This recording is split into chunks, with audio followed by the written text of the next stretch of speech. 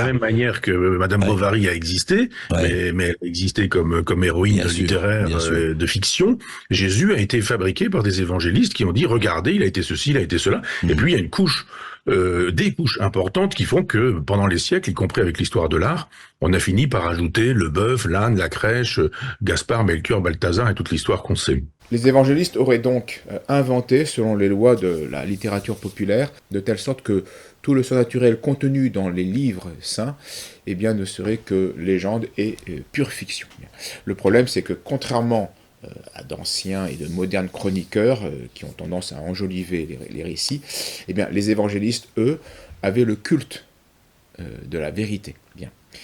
Si les premières communautés chrétiennes avaient eux-mêmes inventé les récits évangéliques à partir de quelques brèves paroles du Christ, en enjolivant ensuite pour des besoins liturgiques, polémiques avec les Juifs, comment aurait-il été aussi mal avisé d'inventer des passages qui choquent leur auditeur. Par exemple, de dire que le Christ est d'abord apparu à des femmes. C'est pas ce qu'il y a de mieux pour fonder un témoignage sur la véracité de la résurrection. Montrant aussi, les évangiles montrent les évangiles incrédules. Ils ne croient pas à ce qu'ils vont ensuite prêcher. Il a fallu, pour cela, on a vu les apparitions. Les détails sur la trahison de Saint-Pierre, c'est quand même pas l'idéal. Surtout le reproche que le Christ fait à Saint-Pierre, qui est rapporté par les évangiles. Jésus, se retournant et voyant ses disciples, reprit Pierre en disant « Va-t'en, arrière Satan, car tu n'as pas le sens des choses de Dieu. Mais tu raisonnes selon celui des hommes. » Alors pourquoi, et puis ces exemples, il y en aura des centaines, pourquoi tous ces détails, si ce n'est qui choquent l'auditoire de l'époque, si ce n'est par amour de la vérité, d'une vérité respectueusement gardée et vénérée. Les évangélistes, on l'a déjà dit, donnent des flashs choisis, évidemment, selon un but didactique, comme le ferait n'importe quel écrivain qui choisit ce qu'il préfère dans une vie de 3 ans et dans une vie publique de 3 ans. D'où ces sauts historiques qui cassent la chronologie et qui donc nous posent un peu de difficulté évidemment. Tout le film use de ce stratagème, de cette pratique. On passe d'une scène à une autre en sautant les intermédiaires. Et même au montage, on coupe parfois une scène parce que, bien qu'elle soit authentiquement dans le récit, on juge qu'elle n'est pas aussi opportune que cela pour le but final cherché, poursuivi. D'où donc l'usage très fréquent de conjonctions dans les évangiles, et voici que, qui signifie bien qu'on passe à un autre fait. Ça ne veut pas dire que ça s'est suivi vraiment chronologiquement. Un détail chez Saint Jean est très intéressant, qui est pourtant donc l'évangile le plus tardif, et qui trahit la vérité du récit. Par 2 fois, Pilate s'adresse aux grands prêtres juifs, mais en langue grecque, qui est la langue comme diplomatique de l'époque. Il dit ceci aux grands prêtres en grec. « Quelle accusation portez-vous contre cet homme ?» Et puis un peu après, il va leur dire « Ce que j'ai écrit, je l'ai écrit. » Bien. Or, le grec de Pilate est un mauvais grec. Il fait des fautes qui sont dues à sa logique latine, qui est sa langue maternelle. Faute donc de latinisme que l'évangéliste rapporte fidèlement, alors que nulle part ailleurs, l'évangile, Saint Jean, ne fait la moindre faute, la moindre incorrection en grec.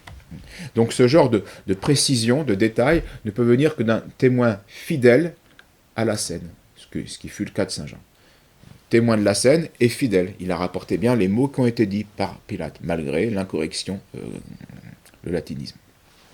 Un autre détail qui ne s'invente pas, Matthieu écrit dans l'évangile, le lendemain, qui était donc le jour après la préparation, un jour du sabbat donc, les grands prêtres et les pharisiens allèrent ensemble trouver Pilate, pour lui demander de bien faire garder le tombeau, pour empêcher que les disciples du Christ n'enlèvent le corps, ne dérobent le corps. Ces rabbins sont tellement fanatiquement antéchrist qu'ils vont marcher le jour du sabbat. Ils vont faire une démarche le jour du sabbat. Ils vont donc enfreindre et souiller la loi de Moïse. Bien.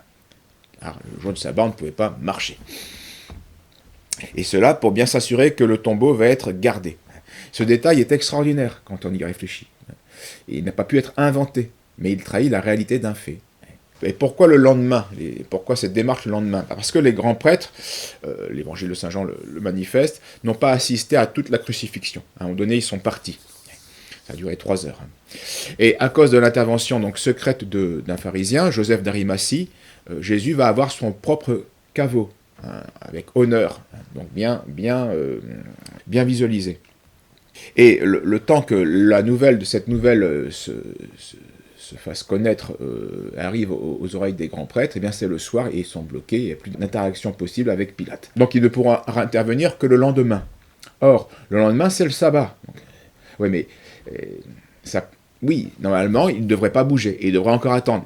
Donc a priori il serait invraisemblable que les rabbins enfreignent ce sabbat. Et pourtant ils vont l'enfreindre pour les besoins de leur cause. Si ce détail n'était pas la réalité, on n'aurait pas osé le rajouter, tant il contredit les usages et les convenances de l'époque. Et d'ailleurs, l'évangile de Pierre, qui est un apocryphe, donc lui qui est le fruit non pas des évangélistes, mais de l'imagination humaine, et qui n'a rien d'un témoignage contemporain, eh bien, n'ose pas justement rapporter ce fait, rapporté par les évangélistes. Parce que ce détail, eh bien, semble soulever une difficulté insurmontable, et donc l'apocryphe va changer l'histoire en mettant la démarche non pas le lendemain, mais le soir même. Comme si les rabbins, qui méprisaient l'esprit de la loi, ne pouvaient pas, dans leur fanatisme, eh bien, mépriser aussi la lettre de la loi, pour ce qu'ils pensent être quelque chose d'un intérêt vital pour le judaïsme. Et on sait d'ailleurs que Pilate, fatigué par de ces juifs fanatiques, eh bien, leur dira, eh bien, écoutez, faites-le vous-même, hein, allez, gardez vous-même le tombeau. Donc le tombeau du Christ a été ainsi gardé par ses pires ennemis, et ils n'ont pas pu pourtant empêcher le tombeau de se vider du corps de celui qu'ils avaient crucifié. C'est que les Juifs disent dans la Torah, ce que les chrétiens appellent le Pentateuque, c'est-à-dire dans les 5 premiers livres de l'Ancien Testament, ils nous disent toujours un prophète viendra, un Messie viendra, il fera ceci, il fera cela, il dira ceci, il dira cela. Et puis, évidemment, ça changera le monde. Ouais. Et certains Juifs disent, non, c'est plus la peine de l'attendre, il est venu. Et d'ailleurs, il a fait ceci, il a fait cela, etc. Mais toujours avec un œil sur le rétroviseur. Ces gens-là, c'est-à-dire saint Paul, qui s'appelait Saül avant sa conversion, nous disent, il est arrivé dans tel endroit, avec un père qui s'appelait Joseph, Marie, etc. Enfin, beaucoup d'histoires que l'on connaît. Mais tout ce qui caractérise Jésus se trouve déjà dans l'Ancien Testament. Oui, la crucifixion s'y trouve même déjà. Enfin, tout y est. C'est-à-dire que j'ai été moi-même étonné par ce que j'ai découvert en travaillant. C'est-à-dire que c'était mon hypothèse. Je me suis dit, il va falloir que je la vérifie sur l'ensemble de la biographie. C'est-à-dire, c'est pas compliqué, de l'Annonciation jusqu'à la résurrection. Ou si on veut rester sur le terrain purement matériel de la naissance jusqu'à la mort. Et je me suis dit, allez hop, on y va, on commence, on démarre. Et puis, j'ai cherché et j'ai trouvé à chaque fois. Mais je me suis dit, mais c'est incroyable comme ça marche. Mon hypothèse est devenue une thèse finalement, parce que il n'y a pas un moment où on ne puisse pas dire que quand Jésus dit ceci, fait cela, ou se comporte comme ceci, ou se comporte comme cela, et il n'aille voir du côté où on aille voir, les évangélistes aillent voir du côté de l'Ancien Testament. Vous voulez dire que toutes ces références existaient déjà dans l'Ancien Testament, c'est ça? Complètement. Et très précisément dans le Pentateuque des Juifs, dans la Torah, les 5 premiers livres, où on trouve un nombre considérable d'informations. On ferait ici inverse, eh bien, gratuitement, toute la logique. Au lieu de dire, on a des faits relatés par les évangélistes qui réalisent des prophéties de l'Ancienne Alliance, eh bien, il affirme que ce sont les prophéties de l'Ancienne Alliance qui ont inspiré les évangélistes. Donc, alors que c'est le contraire. Les faits ont d'abord existé, les apôtres n'ont pas tout de suite, certes, compris d'ailleurs à quel point ils accomplissaient les Écritures, et ce n'est qu'après la résurrection que le Christ leur ouvrit l'esprit et qu'il leur fit comprendre les liens entre ce qu'il avait fait et ce qui avait été prophétisé. C'est à ce moment que le Christ leur dit « Ô homme sans intelligence et lent de cœur pour croire à tout ce qu'ont dit les prophètes, ne fallait-il pas que le Christ souffrit cela pour entrer dans sa gloire ?» Et en commençant par Moïse et continuant par tous les prophètes, il leur expliqua dans toutes les Écritures ce qui le concernait. Plus tard, ses disciples d'Emmaüs, revenus au-devant des apôtres, confesseront que leur cœur était brûlant lorsqu'il nous parlait sur le chemin, tandis qu'il nous dévoilait les Écritures. Donc cette parfaite unité et correspondance entre l'ancienne et la nouvelle alliance est pour Onfray non le signe d'un plan divin qui se décline sur des niveaux différents, mais donc, la figure prophétisée et la réalisation accomplie, mais ce serait pour Onfray donc le signe d'une fraude humaine, d'un roman mystique en gros.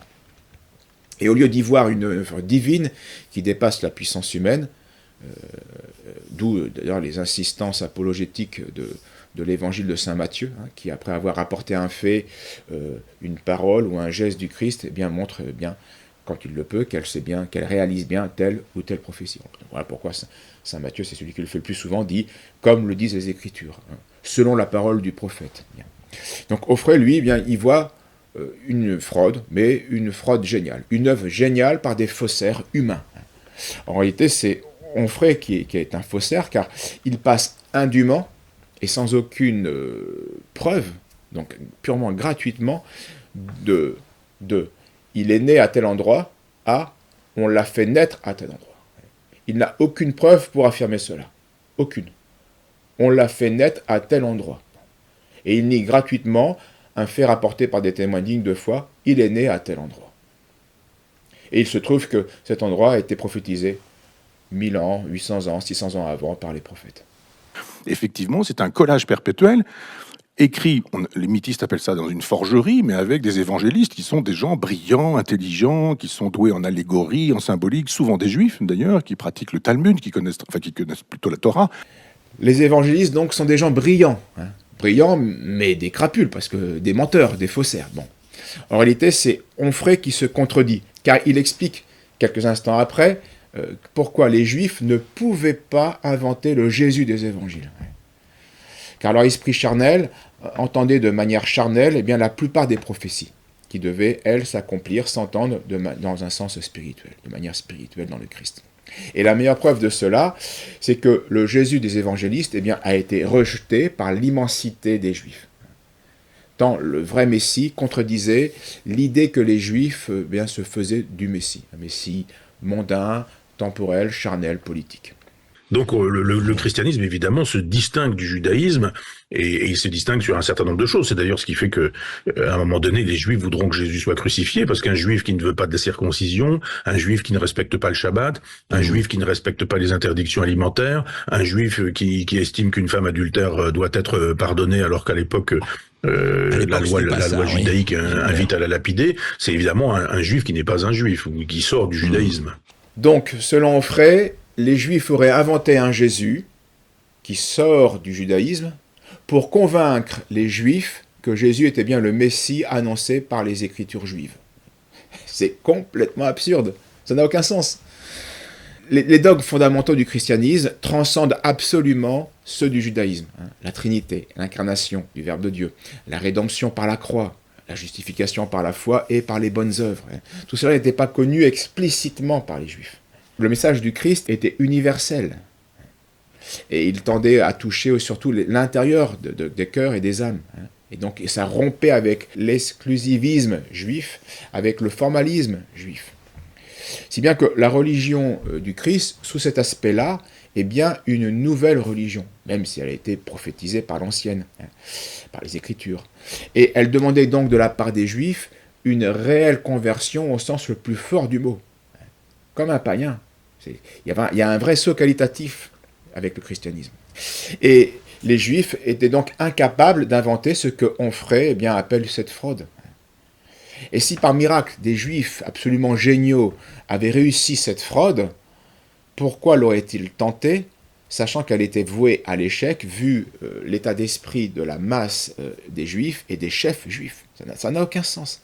Le scénario, l'hypothèse de Onfray contredit des faits et n'a aucun sens. Donc aucune des hypothèses d'Onfray sont pertinentes, elles ne sont malheureusement là que pour bien meubler, que pour fuir la réalité, qui elle rend compte parfaitement et simplement du phénomène. Seule une puissance divine et prophétique pouvait aller à contre-courant et légiférer de manière nouvelle et transcendante. Et le Christ d'ailleurs parlait avec autorité et a pratiqué des signes miraculeux, notamment eh bien, en accomplissant les prophéties qui le concernaient.